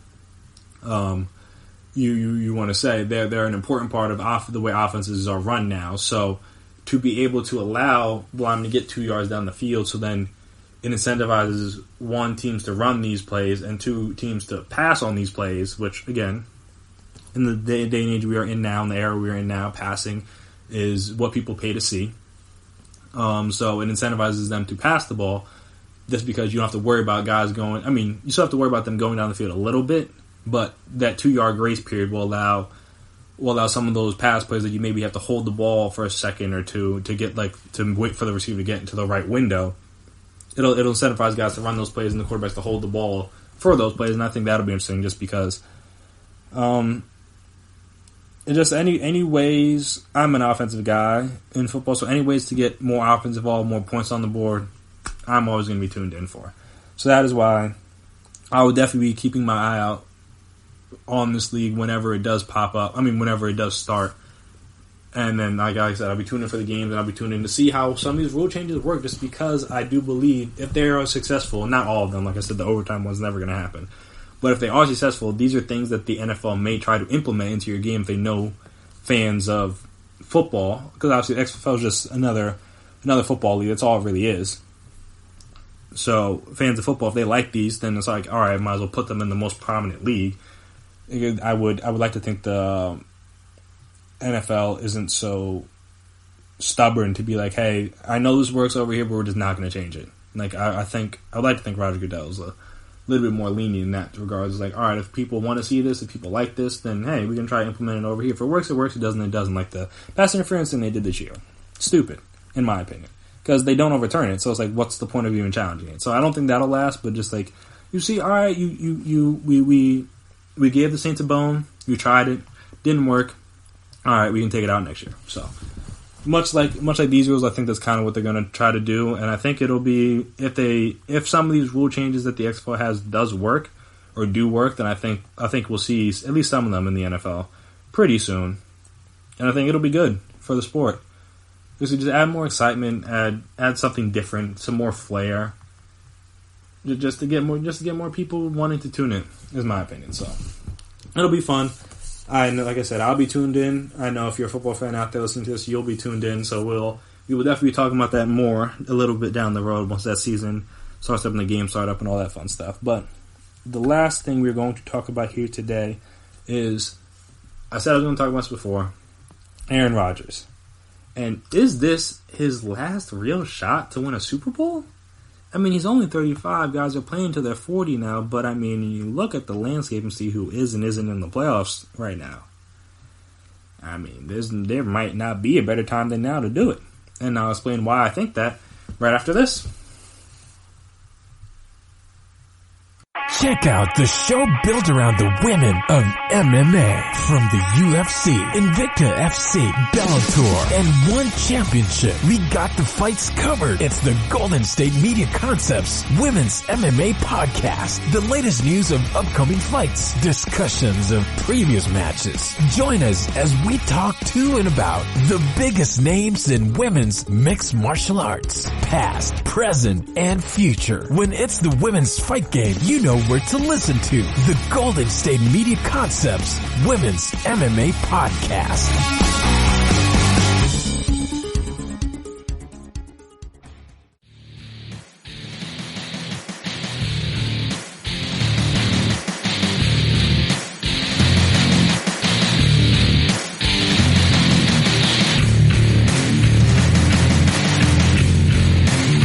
And we are back here again on the GSMC Sports Podcast. This is by GSMC Podcast. So, is this Aaron Rodgers' last chance at a Super Bowl? I mean, technically no, because he's not retiring after this year. But when you look at how it shapes up for him, alright, so, on the AFC side, you got Ryan Tannehill, who played well this year, one of the 10 best quarterbacks in the league this year, so no slouch. But you got Ryan Tannehill, rather improving. You got three, while they are upper echelon quarterbacks, three relatively young quarterbacks on the AFC side, in Mahomes, Lamar, and Deshaun Watson left. And you flip over, no Brady, no like Phillip Rivers. I mean, he hasn't been to a Super Bowl, but no experienced veteran quarterbacks on that side. Then you go over to the the NFC side. You're playing Russell Wilson, who's the most experienced quarterback most experienced quarterback left, obviously, outside of Aaron Rodgers, and probably the second or third best quarterback in the league this year. So, again, not a big. I mean, a tough adversary. But if you get past this game, which again is at home, so in Lambeau it's going to be cold. Don't know who that helps more, but it's going to be cold. Not exactly snow weather, but it's going to be cold. I mean, Seahawks don't exactly. It's not. I don't think it gets that cold in Seattle regularly in the 20s, but I could be wrong. But yeah, so you win a playoff game at home, then you get to face either Kirk Cousins, who, while he's looked good this year and while he's gotten the monkey off his back, to many fans is still Kirk Cousins, and you've played them this year. You've beaten them. Like, this isn't like a new opponent, or you face, while he'll have one playoff game and start under his belt, an unproven Jimmy G for a shot at the Super Bowl. And then I said, if you get to the Super Bowl, and then you're facing an inexperienced quarterback, at least at that stage. And like obviously in this playoffs, no Breeze is out. You got to worry about him. No Cowboys, no Rams, no Matt Ryan, no Eagles. So it's like, if Aaron Rodgers and the Packers don't get it done this year, is this like, I don't want to say this is the last chance, because guys like Elway, that there have been quarterbacks to win, Peyton Manning, there have been quarterbacks to win Super Bowls late in their career. But a lot of the biggest knock on Aaron Rodgers is the fact that he is the greatest quarterback of his generation. Arguably not one of the most talented quarterback to ever play the game. And he's been to one Super Bowl, and that Super Bowl was the 2009 season, but was in 2010. So, the thing about 2010 season was in 2011. And that was against the Packers. Went down February 6th, 2011. It is now January 10th of 2020. And let alone he hasn't won a Super Bowl. He hasn't even been back to a Super Bowl since that day. Hadn't even been to the playoffs since 2016 since the 2016 season, obviously 2017, but the 2016 season before this year. So it had been 2 years without the playoffs. And he's been to it, and I think last NFC Championship game. Oh no, he went to the NFC Championship game in 2016. They got smoked by the Falcons, and then he had obviously the I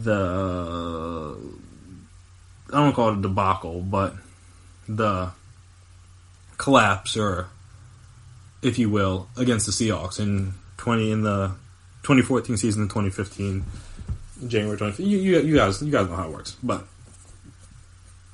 so. He hasn't been to a Super Bowl since 2011, 2010, whatever. He hasn't been to a Super Bowl in a very long time. And as a quarterback who should be considered one of the greats, and I imagine would want to be considered one of the greats, to only have one Super Bowl and one appearance even on his resume is a bad look, in my opinion. It's a bad look. And I'm just like, if not this year, then when? Because, again, all those guys on the AFC side, Mahomes, Lamar, Deshaun, will all be more experienced next year. I mean, Brady might be gone. Well, he might be, at least not with the Patriots, so you don't know what happened with him. But you don't know if the Browns will be better with better coaching next year. Obviously, Chiefs aren't going anywhere. Maybe those Chargers could have been better this year with better quarterback play, just for Phil Rivers turned the ball over too much. Who else? The Steelers, their defense was great. If they get Big Ben back, you don't know. He could be doing something. Obviously, we've seen second-year quarterbacks have made a jump in recent years. Will it Drew Lock? If they get their defense shored up, will they be good? Maybe get him another receiver out there to compare with Courtland Sutton. Maybe the Raiders will figure something else if they move to Vegas, get some of that Vegas luck, and then they'll be back and they can get to a Super Bowl. So so on that side, that's fine. And then on the NFC side, you can't. Who knows what's happening with Drew Brees? If he goes back to the Saints, obviously they'll be a contender. We have to assume the Cowboys and the Eagles will still be competitive next year. The Rams have a lot of talent, so they could be competitive next year. The Falcons, who played very well down the stretch with fighting for Dan Quinn, if they still have some of that energy that carries over, they could be good next year. The Vikings are still going to have Kirk Cousins, and he's going to be coming off arguably the best year of his career. Matt Stafford was playing very well before he got hurt. I mean, Still got Mitch in that division, and we'll mention the Bears. And if they can figure out something to get him to play a little bit better, I mean, the Bears won the division just a year ago, so they're not a slouch. The Panthers could be better if they get Cam back healthy. And that's not even to talk about it. The Bucks, who were Jameis not throwing 30 picks away from potentially fighting for a playoff spot. Even like again with the second year quarterbacks, Daniel Jones, Kyler Murray, those kind of guys can make a leap and make a magical run. So it's like obviously, and that doesn't even mention the fact that Aaron Rodgers' play has dropped off a little bit, at least in this past year. Not to say he can't still be great, because Drew Brees and Tom Brady are still great. And they're older than Aaron Rodgers is, so it's not impossible. But I'm just saying, if he's starting to wear down a little bit just because of all the injuries and the wear and tear that he's gone through in his career, then this may very well be his best shot. And if he doesn't get it, then when is it going to happen? And I feel like it's a fair question to ask. It really is. I feel like it's a very fair question to ask. This is probably, since he had, in terms of like what he has to go through to do it, he has to win 2 playoff games, one at home against the best quarterback left in the playoffs on your side of the game or on your side of the bracket. And then you have to beat either Jimmy G or Kirk Cousins to get to the Super Bowl. And then when you go there, you're going to be playing a guy who's never played in the Super Bowl before, regardless of who it is. Like I said, Mahomes, Watson, Lamar, Tannehill, none of those guys have played in the Super Bowl before. So you will have that experience there. You will know what to expect. You will be prepared for the stage. All that fun stuff. Obviously, you play Deshaun. That's probably a little bit more scary because he's been in big games in college, so he shouldn't, and he's shown that he steps up in the big moments. So he's not going to shy away from that stage. But again, it might not be him. It might be Lamar. It might be Mahomes, and that'll be obviously the biggest games they've ever played in their lives since high school, probably.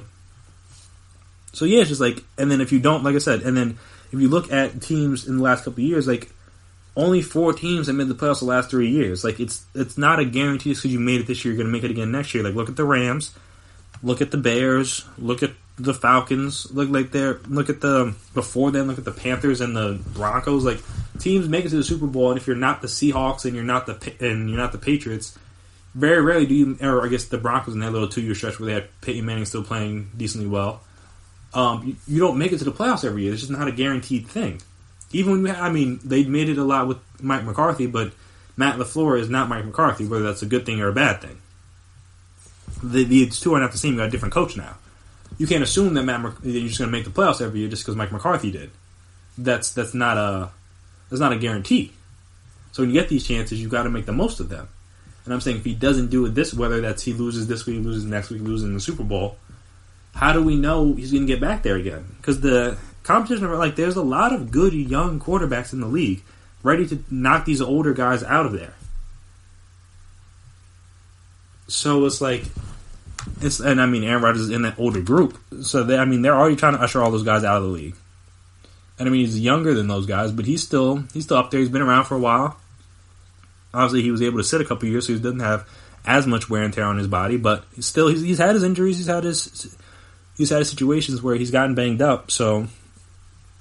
And again, like I said, not to say that he can't go back to elite Aaron Rodgers level, but Father Time is undefeated. And this is the start of the decline. Then what do you got to hope the Packers defense turns into, like, the 85 Bears, the 2000 Ravens, or the Legion of Boom, or the Broncos defense when Von Miller was terrorizing the playoffs? Like, that's not a guarantee that's going to happen either. For all we know, this might be the best of Smith Brothers' look. I don't know if I mentioned it in the preview, but yeah, they've been great. They have 12-plus sacks apiece. And like I said, we don't know how good of a coach Matt LaFleur is. We don't know if if he can handle being the favorite. If he can handle having all the expectations. Obviously you have expectations with Aaron Rodgers as your quarterback, but they didn't make the playoffs last year. They didn't have the same expectations maybe like the Bears did in terms of like the national media because no one really knew what he was as a head coach. But now everybody knows that, all right, he can lead a team to 2 seasons in the playoffs, and then we'll see what he does in the playoffs. So how does he handle coming back next season and doing that again, and then coming back the next season and doing that again, and coming back the next season? Like, it's like you have to make the most of these opportunities when you get them because very few people get them multiple times unless you're an elite player, and he is an elite player, and he still hasn't got it yet. He's only been to one Super Bowl, which is crazy to think about, but like, when you look at guys like him, you look at guys like Drew Brees, they're running out of chances to get this second Super Bowl. Drew Brees, I thought this was arguably his best chance too, and it didn't work out. And like I said, the NFL is a very "what have you done for me now lately" kind of league. If one of these young guys comes out and win the Super Bowl this year, they're going to be ready to coordinate them and just move all the old guys to the side, and Aaron Rodgers included. And then what? So yeah, I think this is, obviously that home, so there's already pressure on him, but this playoffs is a big one for Aaron Rodgers, especially seeing the way Tom and Drew Brees went out last weekend. If it's an all inexperienced quarterbacks left, I guess Russ has to win. So it's either him or Russ, but then Russ is younger than him, so he could go back to his third Super Bowl, and he's like 30, and Aaron Rodgers is 35 and has been to one his life. Won it, but still only been to one. When now you're going through some of these all-time rankings lists, and you see, all right, he's got the stats, he's got all pros, Pro Bowl, this, that, blah, blah, blah. And you go to that Super Bowl column, and you're like, oh, it stops at one. And that's the same thing. That's what held Dan Marino back. If Dan Marino had, even if he just won one Super Bowl, he made it to one and lost, but if he had just made it to a second one and won it, then, his rank is a little bit higher. And that could very well be what ends up happening to Aaron Rodgers if he doesn't get it done. Whether it's this year, which I think it might have to be, or in the near future, you're going to be looking at Aaron Rodgers and like, man, he was so good for so long, but he only got the one Super Bowl. And you're going to be looking at him like, Brady got how many? Joe Montana got what? Peyton even got two? Even if it was late, he still got two. John Elway got two. He got the same amount as Brett Favre, which is great. No knock. This is the most gifted thrower of the football we've ever seen. And he only got one Super Bowl? I'm just saying he's going to look funny in the light. That's all I'm saying. He's going to look funny in the light if he only ends up with one. So I think this playoffs is very, for more so than anybody else, I think Drew Brees is probably a little bit higher because he's older, but this playoffs is very big for Aaron Rodgers. They're not only show people that he can win that Super Bowl, but he can still be Aaron Rodgers. People are questioning whether he's even a top 10 quarterback in the league still. And he didn't play like one this year, so if you don't have him in your top 10, I get it. But I'm just saying. Aaron got to show people he's still a bad man. And I'm not sure how bad he is right now. Bad meaning good for you guys. If you know, you know. But if you don't, I'm still want to, hip you guys to the lingo. But yeah, he's supposed to be a bad man. And if he's, he got to show us. He has to show us. So yeah, this is big. This is big. And we will see how it all plays out this weekend. I want to thank you guys for taking the time out of your day to listen to me talk about sports. I love sports. You love sports. I'm glad we could have this conversation. If you like what you heard on this episode, you like what you heard in previous episodes, you like what you heard from the other hosts on the network, please subscribe to the podcast. Give us a 5-star rating and review. If you can be so kind, it is very helpful. It will continue to allow us to make dope content for you guys week after week after week. If you're on social media, we're on social media, so find us. We can talk there. You can talk about what you liked from the episode, what you didn't like, topics you like, topics you want to hear more about, things I may not touch on, things other podcast hosts may not touch on as much as you would like. Let us know. We're all ears. This is for you guys. So anything you want to do to make the podcast better, any suggestions, we're not going to just do everything you say, but we are open to suggestions. So please do that. Facebook, Instagram, Twitter, wherever you are, we are. Please come find us there. I am Chris Blades. And until next time, peace out. You've been listening to the Golden State Media Concepts Sports Podcast. part of the Golden State Media Concepts Podcast Network. You can find this show and others like it at www.gsmcpodcast.com. Download our podcast on iTunes, Stitcher, SoundCloud, and Google Play. Just type in GSMC to find all the shows from the Golden State Media Concepts Podcast Network. From movies to music, from sports to entertainment, and even weird news. You can also follow us on Twitter and on Facebook. Thank you, and we hope you have enjoyed today's program.